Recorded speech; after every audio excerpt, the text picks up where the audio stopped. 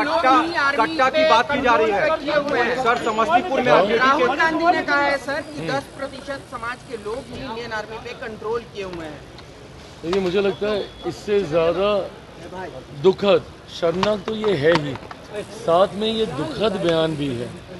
अगर देश के एलओपी लोकसभा नेता प्रतिपक्ष लोकसभा की खुद की सोच ऐसी है, जो कहीं ना कहीं सदन में विपक्ष का नेतृत्व कर रहे हैं, वो अगर हमारी सेना को जात पात धर्म मजहब में बांट कर देखने का काम कर रहे हैं, तो इससे ज़्यादा लोकतंत्र के लिए दुखद और कोई बात नहीं हो सकती। जैसा मैंने कहा कि ये बयान तो शर्मनाक है ही, मैं उस पर मैं जा ही नहीं रहा, पर सोचिए कितनी भावनाओं को आपने ठेस पहुंचाई होगी। आज जो व्यक्ति सरहद पर खड़ा होगा हम लोगों की सुरक्षा के लिए, आज वो पहली बार सोच रहा होगा कि मेरी जाति क्या है या मेरा धर्म क्या है, जो उसने आज तक किसी भी देशवासी को बचाने के लिए, उनको नहीं पता भैया कि सरहद पे अगर वो सुरक्षा कर रहे हैं तो वो हिंदू की कर रहे हैं, मुसलमान की कर रहे हैं, अगड़ा की कर रहे हैं, पिछड़ा की कर रहे हैं, दलित की कर रहे हैं, महादलित की कर रहे हैं। और आप सेना को भी आप इसमें बांटने की आप सोच रखते हैं, जिन्होंने बिना जात पात धर्म मजहब देखे हुए देशवासियों की रक्षा करने का काम किया।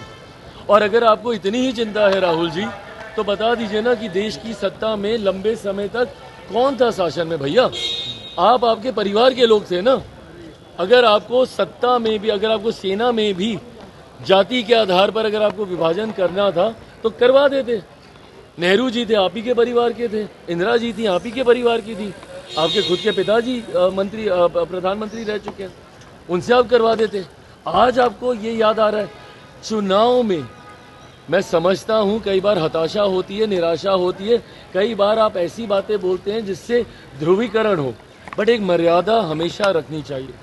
सेना एक ऐसा विषय है जिसको किसी भी राजनीति में किसी भी तरीके से कतई नहीं लाना चाहिए।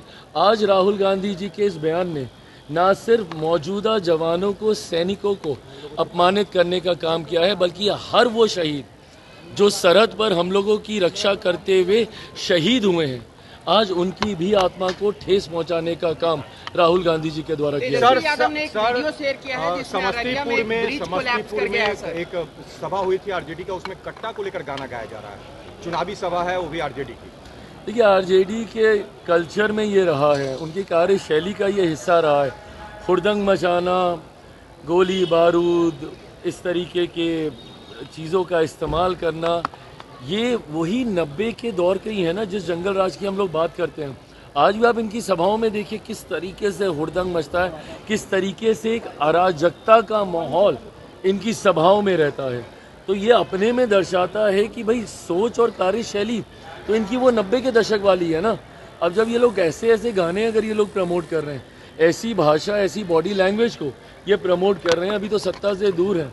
इसीलिए फर्स्ट टाइम वोटर्स को जब हम लोग जंगल राज की याद दिलाते हैं ना, क्योंकि उनको पता नहीं है कि अगर ये आ गए कहीं गलती से भी, आएंगे नहीं बट हाइपोथेटिकली, अगर ये आ गए गलती से भी तो बिहार में आतंक मचा देंगे। SIR पर सर सबसे ज्यादा बंगाल में हिंसा हो रही, ममता बनर्जी कर दी, आग से नहीं खेली आग लगा देंगे, बीजेपी को भी धमकी दिया। अरे इन लोगों का समझ में नहीं आता। शिकायत भी यही लोग करेंगे कि भैया धांधली कर रहे हैं, प्रक्रिया का इस्तेमाल किया जाएगा उसको सुधार करने के लिए। और ये कौन सी कोई नई प्रक्रिया का इस्तेमाल कर रहा है प्रभु? ये तो होती रही है देश में, पहली बार थोड़ी हो रही है। ये हर बार समय समय पर एक रेगुलर इंटरवल पर ये प्रक्रिया का इस्तेमाल किया जाता है। और क्योंकि अब लंबे समय से नहीं हुई थी, इसको करना ज़रूरी है। बिहार में क्या, मुझे बताइए ना, जितने राजनीतिक दलों ने इसको लेकर अपनी चिंताएं जाहिर की, कोई एक अधिकृत आपत्ति इन लोगों ने दर्ज कराई?